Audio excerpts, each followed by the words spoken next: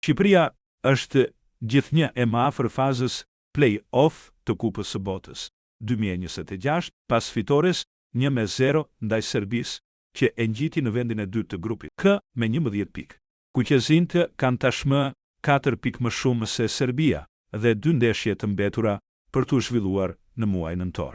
Rezultati në Leskovac ka forcuar pozitat e skuadrës së Silvinjos në garën për një vend në fazën play-off, ku do të marrin pjesë 16 ekipe. Skuadrat do të ndahen në 4 vazo sipas renditjes së FIFA-s të muajit nëntor.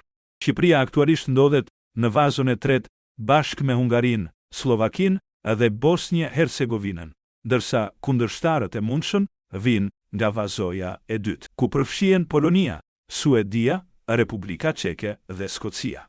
Gjysmëfinalet dhe finalet e play-off do të zhvillohen më 26 e 31 mars të vitit 2026.